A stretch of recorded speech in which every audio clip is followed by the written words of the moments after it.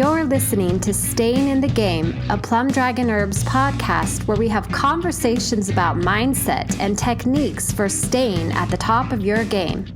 Good. How are you guys doing? Good. Okay, let's see. We're waiting for a couple more guests. I'm just waiting for them to show. Yeah. How about this, Nick? While I'm troubleshooting, you can go ahead and start with some questions for Josh, and then we'll do another intro a little bit later with everybody. Yeah, that'd be good. That way, once they get on, we can like focus on that. Okay.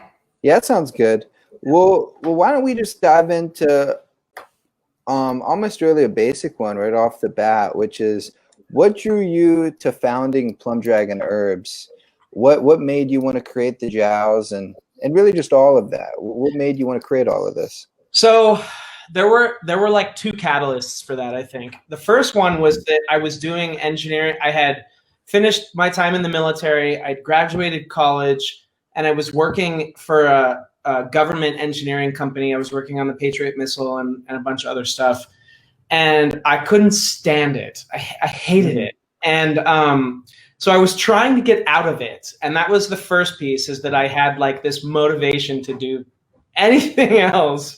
And then the other piece is so at the time I was training, I was kind of smattering myself out a bit. I'd done a bunch of different arts over the years in college and high school. And I was training Gocho, which is five ancestors fist.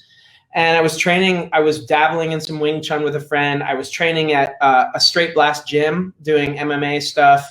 Right. And I was doing some JKD stuff. And we were out in this parking lot. It would be like Tuesdays and Thursday nights, and it would be like wintertime, and we would be freezing our asses off. And we were out there like sparring and doing these conditioning exercise, like limb knocking and stuff. And we were all getting like kind of like bruised up and, hurting ourselves. Right. You were starting to really feel it.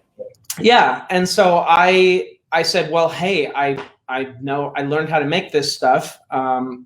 I'll start making it. And some of the guys, like, at the time, I was like, in fact, the very, very first batch was actually a kit. It was like an 8 Immortals kit. It's got like the camphor and stuff in it. Oh, wow. And I put that together, and I was like, this isn't working very well. And so then I threw together a couple of formulas that I had, and I just would bring it with me. Like, I was just excited to have it. And the guys in the parking lot were like, this stuff works really well. And so they're like, can we buy some? And so then I made like a couple of the half gallons with the very, very, very first Plum Dragon half gallon jars. Wow. Went to a couple of the guys out at this parking lot. And I just was like, well, they bought it. Maybe like some other people will buy it. And so like I bought some herbs, and the very, very first batch of herbs was from a Western herb store. And I shoved them in the closet, and I made some stuff, and I like put up this like really, really rudimentary web page, which if you go to the Wayback Machine, you can look at it. Like, I've seen it on there, and it's just so silly, but it worked, and it's like kind of having like a esoteric web page for an esoteric, set of martial arts kind of worked well, I guess. So that was how it started. And then it just got bigger. Well, and I think what just even personally is so cool about Plum Dragon is that it wasn't started as a business. It wasn't started as a reason to make money. Right. It was started, just as great entrepreneurial tales are, as a necessity, as I want to make this for myself and for my peers, and then it snowballed out of that. So what sort of, and we've talked about this in the past, but what sort of like passion did you really develop for D.Jow and really producing what you ended up creating? Yeah. Oh, here we go. We'll hop on that. There we go. How are you guys doing? Good to see you. Yeah, we got back from happy hour. How you guys doing? Good. How you guys? Excellent. Pretty good. Just trying to deal with this stupid computer over here. Finally got on. See what happens. Last time you sent it to us on an email, and we copy linked that email to this one. This one you sent it to the phone where we had to type it all in, and then we went to the old one, and then this one threw us off, and so we had to do it again. That's why. I'm sorry, guys. Janelle ran off in her cape, and she's like, "I'm gonna go save this," and then all of a sudden she hopped back on, and you guys were there. Hey, look at that! Did you? I didn't know. Nice. I didn't know this was yours. Yeah, that's. Yeah. I wrote that. Yeah, that's a good book. Read it. A buddy of mine had it when he left it, and I started reading it. Then I just looked at the, author, and I said, "Holy crap!" Then I looked at your list of books, and there it was. Yeah, that's it. Well, glad you like it. All right, well, before we get started, I got a couple of guys who popped on in. I'd like to introduce them, if you don't mind. Definitely. Yeah, and we haven't done any kind of introduction, so you're great. Okay, maybe I could just quickly just let everybody know who we've got, or are your people about to leave? Go ahead, Alex. No, we're going to hang out, listen to the podcast, and check it out. Come on in. Introduce yourself, Jovan, and who you are. Hello. I'm a Felix student. Okay, great. Nice to meet you. Nice to meet you. Is he taking good care of you guys? Yeah. How you doing? So my name is Pablo Corral. I'm actually Felix Jr.'s father's student. I started with his dad back in 2000, and then I merged in with Felix, and we just sort of just became the family, just kept it in family. Nice. So I've been with his dad since 2000. I was a senior student with his dad, and I just love hanging around just because it's all in the family, and I'm not related, but it just seemed like this is. Here you are. Yeah, well, I was one of the instructors too. Yeah, right now.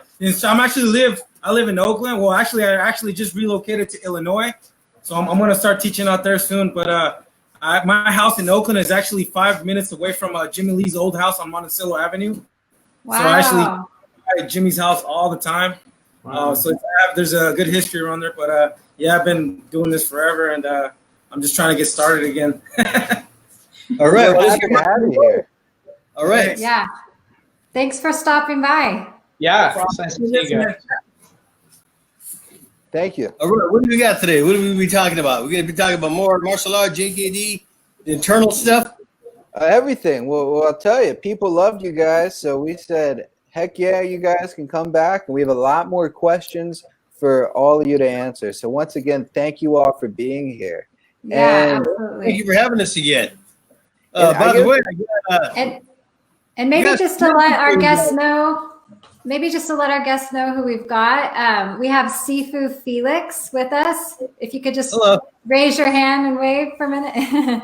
Sifu Felix Macias, and he is a second-generation instructor of Jeet Kune Do in its original form. His father is Felix Macias Sr., and who trained under the great Kung Fu Sifu Yimm Lee. Sorry, I didn't say that right. And he was the man that introduced Bruce Lee to Iron Palm training. And then we've got Alex with us, Master Alex Witthar. There you go. We can't see. Yeah, there we go. Okay. He's a freestyle artist and a 10 times master, a martial art Hall of Famer. We're really excited to have him here with us today. He also won a gold medal in Tae Kwon Do in the 1996 Pan American Games. We're really happy to have you here. And then we've got Josh Walker. He is the original founder of Plum Dragon Herbs. And he currently leads the U.S. chapter for the Tabimina Balintawak Group, which is a combative style of martial arts that originated in the Philippines. I'm Janelle Leatherwood. We've got Nick Patterson with us. We're both with Plum Dragon Herbs. So, so without further ado. Sorry about that. When there's 5 people, it gets pretty fun. But so our first question is for Felix, and it is, we understand that the martial artist and self-defense knowledge your father received from Bruce Lee and James Lee was the way of intercepting fist. Can you explain what the way of intercepting fists is? Yeah, well, the way the intercepting fist totally means, the intercepting fist. It's to intercept all incoming. It's to be first, be second, or be last. All within, you know what I mean? It's like, if you're first, you touch, then he doesn't accomplish anything. But if you mix it up and you got to change hands or whatever it is, then you'll understand what the middle part is. The last part is if he comes, you move, you strike. You see what I'm talking about? It's like it's just all one word. We use the word motion, which means all of the above. To combat whatever's going to be in front of you. Intercepting means to go with him and not wait your turn. I'm talking about. We're not doing like modern karate from the United States. Taking your time and trading. The whole object of this thing was not to trade; it was to go. That's how they did it in Oakland. I'm not sure if that clarifies your question. Well, so essentially, it's going on the offensive while at the same time being defensive. It's not waiting for a reaction. It's reacting as the reaction's happening. Does that make sense? Is that sort of what it's about? Yeah, it does. If you let the guy grab you, punch you, and you watch him do it, and you're on the floor, you ask for it. Exactly. You gotta handle everything. The hands. Once the hands come up, it's it. It's on. It's protection time. You know what I mean? We don't want to wait for him to enter your area. Go ahead. Wording that question like a little, like maybe trying to add like a little piece to the question, like when you guys talk about intercepting fists, like can you talk a little bit more about like the idea of simultaneous counter and attack as opposed to defend and then counter type of scenario? Well, it depends on the guy's skill level. If he's just an ordinary fighter, then you don't got to pull much out of your pocket. The deeper the fighter, the more you got to pull out. You can raise your hand, pull up, boom, hit him with a right hand, save your martial art, drop the guy, and you're done. But it just depends on his skill level. If we got to take it farther, then take it farther. If you don't have to, then so be it. You know what I mean? It's kind of like a trick question, and people want to kind of elaborate more on what it is. But at the time, it'll be what it is. If that makes any sense. You see, you take the situation as far as it needs to go. I think we talked about that before. The more serious, the more you got to control, your internal area. You know what I'm talking about? So you would have to go to different spots to take the guy out. If you got the iron palm, then that's going to help you out a lot. You could be going to the head, to the eyes, the throat, all the good spots and stuff. So like I said, it depends on how the guy's approaching you. No, that's great. And I think, there's a lot of lessons in there, even just for living life and the way that you should react to situations. Thank you very much for that answer. That was excellent. And right, so here's a question for Alex that we have. So it's, before you met Felix, you had already mastered Tae Kwon Do, winning a gold medal in the Pan American Games, and had already been inducted into the Martial Arts Hall of Fame, where you have now been inducted 10 times. What is it that drew you to Felix, and how did you meet, and why did you decide to train in Kung Fu? Well, when I was younger, I always wanted to be like Bruce Lee. Everybody wants to be like Bruce Lee. Do the hands and the feet. So I did the hands. I did Wing Chun Kung Fu for my first style. I didn't really like it because it was more of the hands. When I was young, I just wanted to kick and like Bruce Lee and do that and just get it over with. So I told my dad to put me in Tae Kwon Do, and he put me in Tae Kwon Do. And then from there, I succeeded. I got my black belt when I was like 8.5, my second degree when I was like 12.5, my third when I was 16.5. And after that, I couldn't get a higher rank because I had to be more older to the Korean rules of the United States. And I'm certified WTF, which is the Kukkiwan Federation, and to be a higher rank, to get a fourth, I had to be older. So I already mastered in everything. So I thought I started taking other styles, like Muay Thai, Filipino stick fighting, Kali, judo, everything, because I always talk about the 7 ways to fight: close up, distance on the floor, weapons, pressure points, joint locks, control fighting, talk about everyone. So, you got to fight those styles. You can't just do Taekwondo all your life. And what if you're in a small area? You can't kick. If you're in an open area, you can kick. If you're in a small area, you got to do some kind of martial arts, which like JKD is real good for close up like that. And if you fall on the floor, if you throw a kick, if you fall on the floor, you got to learn how to fight on the floor. So you can either do wrestling, judo, or jiu-jitsu, this and that. And or if you're friends, or if you're at a bouncer or at a security at a club, You got to learn how to do control fighting.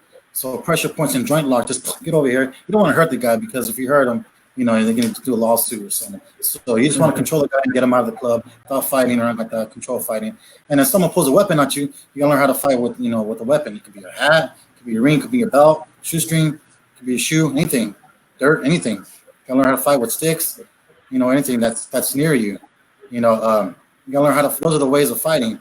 And then since I already mastered in Tae Kwon Do, I wanted to do more hands. So I was looking around, and then I came across upon Felix, and I was like, "Oh, JKD, he does this." So I'm gonna go ahead and call him up. And next thing you know, when I came to his house, I was like, "Oh man, I used to pass by his house all the time for like 20 years ago. I used to pass by his house, and he used to have the garage open, and I was like, "Oh, I'm gonna go there one of these days and see what's up." And then just never went. And then all of a sudden, when I wanted to train, I called him up, and he goes, "Come to my house," and I was like, "I've been here before." So I passed by here before. So he only lived like about maybe 10 minutes from me, 7 minutes away. So, you know, as soon as I take his class, man, you learn quick here. You learn quick here. And you start opening your eyes, you start realizing, like, from your style to other people's style, what they do with their hands. And it's like, you see movies like Van Damme or Steven Seagal, like, oh, man, that's a good move right there. And then you go back and you take this class, you go back and look at the movie, and it's like, man, that guy was open right there. He could have had him right here. He could have done this and that. So this is an eye-opener martial arts right here, this JKD. It's not the movies. Not the movies, no. Yeah. This is reality, real stuff, man. Real street stuff. People don't just tell you, like, I know this stuff. They're like, nah, that's bullshit. Just boom, get him over the way. Get him out of the way with it. And, you know, just hit and run. To mention my name, though. So here's a question for you, Alex, and Felix, and anybody else. Feel free to chime in. So, what do you think, you know, makes training with Felix different than training anywhere else? Well, when I took karate, I was like, I'm not saying nothing about karate because everybody's good in their own style. Mm-hmm. Everybody has their own style, and everybody has a criticism towards every other style. You know, it depends on you. If you want to be dedicated to your style, and you could be good at any martial arts, but you just got to be dedicated to it and then put your heart into it, because you could say, oh, that style sucks. And maybe it does. But then that one person out of that style is really good, you know, because he put his heart and dedication to it. He knows what's going to come. He knows what's going to do. He knows what's up. A lot of people do that same thing too. But then again, you know, it's just everybody's different, and everybody's dedicated to what they do, and they know what's up. If you guys want to jump in. I can actually tell you from my experience. Like I started like back in I was graduating high school, so this was '99, and that's where I met his dad. I used to work at a cobbler shop. I used to repair shoes, so that's how I met him. He used to come and get his shoes fixed. And well, actually, I didn't even know he trained with Bruce and Jimmy until after the first month of working out with his dad. But his dad just he came in with a kung fu magazine because we used to have a bookshop. And he just said, and I said, oh wow, I was looking at the magazine. He said, you like martial arts? I said, yeah, but I could never afford it because I've tried as a little kid going to some schools, but it'd be too expensive. My parents just couldn't afford it.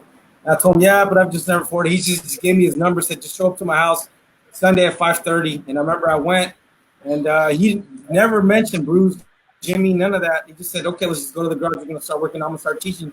We're going to start a new session. So I said, okay. So I started working out. And at first, it was just it didn't make sense. I was like, where's the punching? He wouldn't let us punch. Where's the kicking? Where's the, the exciting part of the martial art training? I thought we'd be kick, punch, and hit mitts or something. I gouged or breaking bricks, and it was none of that. And he gave me I really didn't get it. Why would what I was doing then?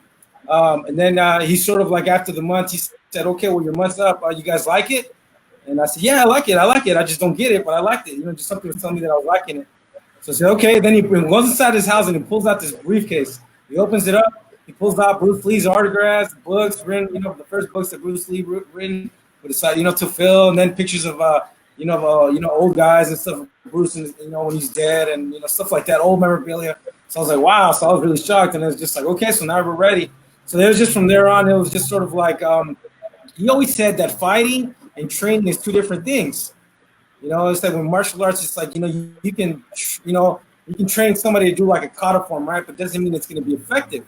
So he says, you really understand that with this art, it's like I want you to be independent. I want you to be yourself. I want you to be use your self-expression. But I'm gonna just lead you there, just how Bruce and Jimmy led me to create my own style, to be independent from to be unique. I'm gonna let you be unique. So it was just like something incredible. We do techniques that it's like you're looking like if it's being choreographed, but it didn't make sense. But then like okay, like so when it's time to get down, it's like okay, what can you do from this? What works for you? What can you use? What can you add? What can you take away? And I don't know, it just evolved from there. And then like I fell in love with it, and I've been doing it since. So 20 years, and it's like I've been doing it 20 years, and it's awesome. Meet guys like this, and it's just incredible. Yeah, this is the beginning. You don't punch and kick something just to punch and kick it. You have to have a balance, and you got to have a direction. Without balance, you can't fight. Without direction, you're just punching wherever you can land, right? So it just takes you to the part where you learn how to hone your skills, where to stand, how to stand, be it left to right, right to left. A lot of JKD guys emphasize the fact that it has to be the right stance. I can do it on the left. I can do it on the right. You can do it at a normal stance. You don't walk around with your fight stance on. You look like a nut. You know what I mean? You have to, when it calls, then it'll happen itself.